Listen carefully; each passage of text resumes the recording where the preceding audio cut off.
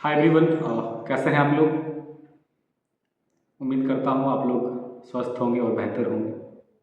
आज हम बात करेंगे उन बच्चों के बारे में जो 12th पास हैं और तुरंत कुछ करने की सोच रहे हैं। हर बच्चों का सपना होता है कि हम नौकरी ले पाएँ गवर्नमेंट सेक्टर में, और जितनी जल्दी हो सके। आज कम्पिटिटिव सेक्टर में सबसे इम्पॉर्टेंट है कि कितनी जल्दी हम अपने आप को कहीं किसी भी सेक्टर में सेट कर पाएँ।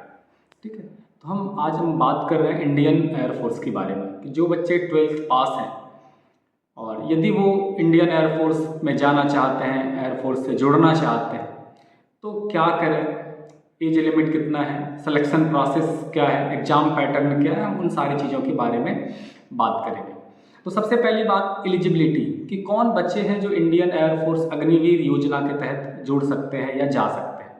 तो एयरफोर्स में भी आपको मालूम होगा कि टेक्निकल और ट्रेड होता है और नॉन टेक्निकल ट्रेड होता है।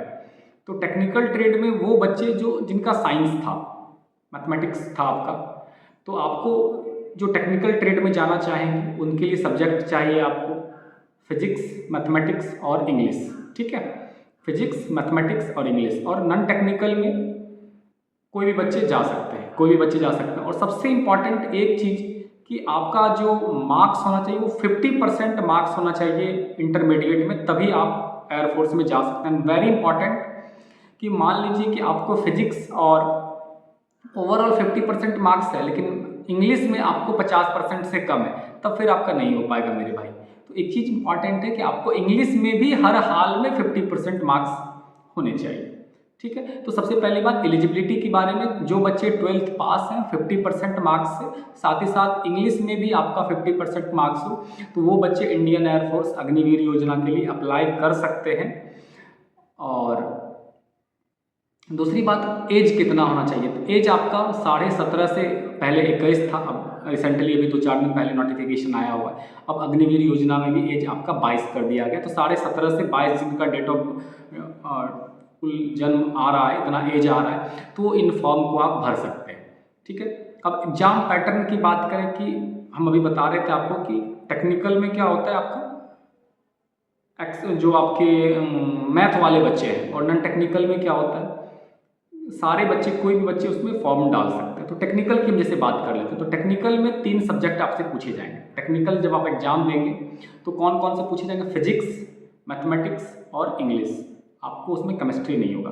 तो फिजिक्स के 25 क्वेश्चन होंगे, मैथ्स के 25 क्वेश्चन होंगे और इंग्लिश के आपके 20 क्वेश्चन हो जाएंगे। और टोटल टाइम जो होगा आपका, वो टोटल टाइम 1 घंटे का होगा, 60 मिनट में होगा। नेगेटिव मार्किंग होता है। और नॉन टेक्निकल की बात करें, जो आर्ट्स के भी बच्चे भर सकते हैं, कॉमर्स के भी बच्चे भर सकते हैं, इंग्लिश में 50% होना चाहिए। तो उसमें क्या होता है आपका, उसमें आपको 45 मिनट होता है टाइम। एंड इम्पॉर्टेंट वहाँ पर क्या है कि आपको वहाँ पर रीजनिंग एंड रागा पूछा जाता है। जनरल अवेयरनेस की बात कर लेते हैं, और इंग्लिश तो पूछा ही जाता है। तो रागा में 30 क्वेश्चन होगा, इंग्लिश में 20 क्वेश्चन होगा, 50 क्वेश्चन होगा। आपको समय मिलेगा 45 मिनट, और दोनों में नेगेटिव मार्किंग होगा 1/4, मतलब 0.25 माइनस में यदि चला जाएगा गलत आप जवाब देंगे तो। ठीक है, सिलेक्शन प्रोसेस क्या क्या होगा, क्या क्या क्या एग्जाम से ही हमारा एयरफोर्स में हो जाएगा, नहीं भाई। तो ये जो आपका एग्जाम होगा ऑनलाइन होगा, कंप्यूटर बेस्ड एग्जाम होता है टेक्निकल और नॉन टेक्निकल के लिए। ठीक है, उसके बाद जब आप एग्जाम में क्वालिफाई करेंगे तो फिर फिजिकल होगा, जिसमें दौड़ होता है। आपको 1.6 किलोमीटर दौड़ना होता है, कितने में 6.5-7 मिनट में। चेस्ट हाइट, ये सारी चीज़ें उसमें कंडीशन देखा जाता है। उसके बाद आपका इंटरव्यू होगा और फिर आपका मेरिट बनेगा उसमें से, यदि आप आ जाते हैं। तो इन सारी प्रक्रियाओं के द्वारा जो फाइनल मेरिट में आप आएंगे, तो इस तरह से इंडियन एयरफोर्स अग्निवीर योजना में आपकी बहाली होगी 4 इयर्स। आपको मालूम होगा कि जितने भी, चाहे आर्मी की बात कर लें, एयरफोर्स की बात कर लें, नेवी की बात कर लें, जो अग्निवीर योजना है वो अब 4 इयर्स के लिए हो रहा है। 4 इयर्स के, आपके मन में भी होगा कि 4 साल के बाद क्या होगा फिर। तो 4 साल के बाद जो टोटल जो बहाली निकली, उसके 25% गवर्नमेंट रख लेती है, 75% को रिलीज कर देती है। आपको बाकायदा 11-12 लाख रुपये मिलेंगे आपको रिटायरमेंट के टाइम, मतलब 4 साल के बाद। साथ ही साथ सर्टिफिकेट मिलेगा कि आप उसके अंदर स्किल्ड ट्रेंड हैं, हर चीज़ आपको ट्रेनिंग मिला होगा। तो ये सारी चीज़ें सर्टिफिकेट के साथ वो आपको रिलीज कर देगी। अभी जैसे बात कर लें तो इंडियन एयरफोर्स के लिए फॉर्म का जो अप्लाई करने का डेट था वो तो पहले ही खत्म हो चुका था, बट चूँकि एज को बढ़ाया गया, 21 से 22 किया गया, तो लास्ट डेट फिर से इसको रीओपन किया जाएगा 3 मार्च से। आपको 3 मार्च से आपको 10 मार्च के बीच में। तो जो बच्चे 12th पास हैं और जो फॉर्म नहीं भर पाए हैं तो जल्दी से आ जाइए और अप्लाई कर दीजिए। 3 मार्च से आपका फिर से इसको रीओपन किया जा रहा है साइट को। और जो एग्ज़ाम डेट होगा आई थिंक लास्ट मार्च में होगा, 30-31 मार्च के आसपास।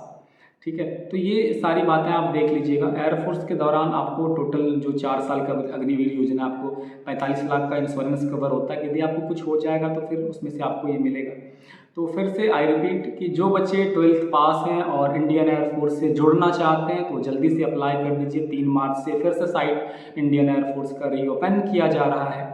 और टेक्निकल और नॉन टेक्निकल ट्रेड के लिए, चाहे आप साइंस के बच्चे हैं या फिर आर्ट्स के बच्चे हैं, आप टेक्निकल और नॉन टेक्निकल में अप्लाई कर सकते हैं।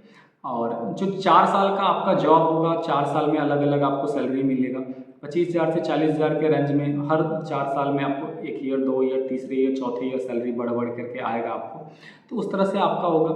और सबसे इम्पॉर्टेंट, इन 4 साल के दौरान आपको अनमैरिड रहना होगा। साथ ही साथ यदि आप चाहते हैं कि 4 साल के बाद सरकार हमको मतलब परमानेंटली ले ले, तो उनका भी कुछ प्रोसेस होता है। फाइनली 2-4 महीनों में वो प्रोसेस कवर करते, तो आपको ओवरऑल में मिला के अनमैरिड, यदि आप मैरिड हैं तो फिर आपको वैसे ख़त्म कर दिया जाएगा, आपको रिलीज कर दिया जाएगा। इन सारी चीज़ों में आपको देखना होगा। तो सबसे इम्पॉर्टेंट, यदि 12th पास हैं और आप जल्दी से कुछ करना चाहते हैं तो ये आपके लिए एक बेहतरीन मौका है उन बच्चों के लिए जो तुरंत कुछ करना चाहते हैं, तुरंत नौकरी लेना चाहते हैं। तो आपके लिए एक बेहतरीन विकल्प साबित हो सकता है। और आपके इस जो सिलेबस की बात कर लें, जो आपने इंटायर 11-12th में पढ़ाई करी है, फिजिक्स की बात कर लें, मैथ्स की बात कर लें और इंग्लिश में तो थोड़ा सा आप देख लेंगे ग्रामेटिकल या फिर जो भी आपको सिलेबस में होगा तो आप देख लेंगे। मैथ्स की बात करें तो जो 11-12th में आपने पढ़ा है, sets theory, relation function, trigonometry, algebra, matrices, determinant, complex quadratic equations, sequence and series, ये सारी कैलकुलस में आप limit, derivatives, integral, differential equations, vector 3D और प्रोबेबिलिटी, इन सारी चीज़ों को आप एक बार देख लेंगे रफली। तो क्वेश्चन ज़्यादा कुछ नहीं है, 25 क्वेश्चन मैथ में आ रहा है, 25 क्वेश्चन फिजिक्स में, 20 क्वेश्चन इंग्लिश में। आप एंड यू हैव 60 मिनट्स। तो आप जो थ्रू आउट आप पढ़ाई करें, सिलेबस कुछ ज़्यादा नहीं होता है। जो 11-12 में आपने पढ़ा वही सिलेबस होता है, बस आपको तरीके से पढ़ना है। कंप्लीट प्रिपरेशन पकड़ सब्जेक्ट्स पर बस हो, बस यही काफ़ी होता है। तो आप एक बार अप्लाई करिए। यदि आप कुछ करना चाहते हैं एट इंस्टेंट, तुरंत कुछ करना चाहते हैं, तो ये आपके लिए एक बेहतरीन मौका है इंडियन एयरफोर्स अग्निवीर योजना से जुड़ने का। Thank you everyone.